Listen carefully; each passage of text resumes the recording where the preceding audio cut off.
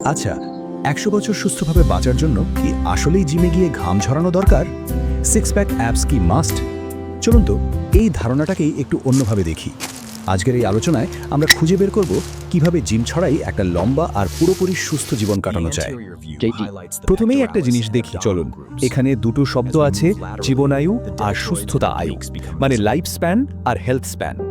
দেখুন, আমরা গড়ে বাঁচি প্রায় ৭০ বছর, কিন্তু আসল চমকটা হলো এই ৭০ বছরের মধ্যে আমরা পুরোপুরি সুস্থ থাকি, মানে আমাদের হেলথ স্প্যান সেটা কিন্তু মাত্র ৬০ বছর। তাহলে ব্যাপারটা কি দাঁড়ালো? সোজা কথায়, জীবনের শেষ ১০-১৫টা বছর কেটে যায় অসুখ বিসুখে, ডাক্তার, হাসপাতাল আর এক গাদা ওষুধের উপর ভর করে। একবার ভেবে দেখুন তো ব্যাপারটা, এটা কি আসলেই ভাবার মতো না? এই জন্যই আজকে আমরা শুধু লম্বা জীবন নিয়ে কথা বলবো না। আসল ফোকাসটা থাকবে কিভাবে সেই জীবনটা সুস্থভাবে কাটানো যায়। কারণ কি লাভ শুধু বেঁচে থেকে যদি জীবনটা উপভোগী করা না গেল, তাই না? ভালোভাবে বাঁচাটা অনেক বেশি জরুরি। তবে একটা দারুণ খবর আছে। বিজ্ঞানী ডক্টর অরুণ ভট্টাচার্যের মতো গবেষকরা বলছেন, কি বলছেন জানেন? আমাদের রোজকার কিছু সাধারণ অভ্যাস, খুবই সাধারণ অভ্যাস, সেগুলোই আমাদের সুস্থতা আয়ু বা হেলথ স্প্যানকে প্রায় ২০ থেকে ৩০ বছর বাড়িয়ে দিতে পারে। ভাবা যায়? এখন প্রশ্ন হলো, কিভাবে সম্ভব এটা? উত্তরটা কিন্তু বেশ চমকে দেওয়ার মতো। এর জন্য জিমে গিয়ে ঘন্টার পর ঘন্টা ওয়ার্কআউট করতে হবে না। আসল সমাধানটা লুকিয়ে আছে আমাদের প্রতিদিনের জীবনযাত্রার মধ্যেই। আর এইটাই হলো আজকের আলোচনার সবচেয়ে বড় চমক। গবেষণায় দেখা গেছে, পৃথিবীতে যারা সবচেয়ে বেশি দিন বাঁচেন, মানে শতায়ু যারা, তারা কিন্তু কেউই জিমে যান না, কোনো ভারী ব্যায়ামও করেন না। তাহলে মনে প্রশ্ন আসতেই পারে, তাই না, যে জিম ছাড়া কিভাবে তারা এত ফিট থাকেন?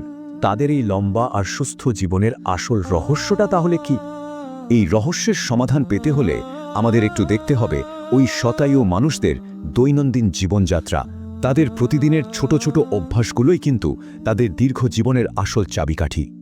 তারা কি করেন জানেন? খুবই সাধারণ সব কাজ, যেমন প্রাকৃতিক চলন, মানে কোনো যন্ত্রের সাহায্য ছাড়াই স্বাভাবিক হাঁটা চলা। ধরুন, ঘরের টুকটাক কাজ করা, বাগানে একটু সময় কাটানো, বা আশপাশে কোথাও হেঁটে যাওয়া। এই মামুলি কাজগুলোই কিন্তু তাদের শরীরকে সবসময় চালু রাখে। দেখতে হয়তো এই অভ্যাসগুলো খুব সাধারণ মনে হচ্ছে, তাই না? কিন্তু এদের মধ্যেই লুকিয়ে আছে অসাধারণ শক্তি। এগুলোর প্রভাব আমাদের শরীরের ওপর যে কতটা গভীর তা আমরা ভাবতেও পারি না। একটা উদাহরণ দিই। বিজ্ঞানীরা বলছেন প্রতিদিন ১০,০০০ স্টেপস হাঁটতে হবে না, মাত্র ৭,০০০। হ্যাঁ, মাত্র ৭,০০০ স্টেপস হাঁটাই স্বাস্থ্যের জন্য যথেষ্ট। এটা কিন্তু অতটাও কঠিন কিছু না, ঠিক কিনা?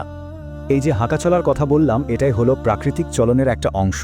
সোজা কথায়, ডাম্বেল বা ট্রেডমিলের উপর ভরসা না করে জীবনের প্রয়োজনে শরীরকে অ্যাক্টিভ রাখা।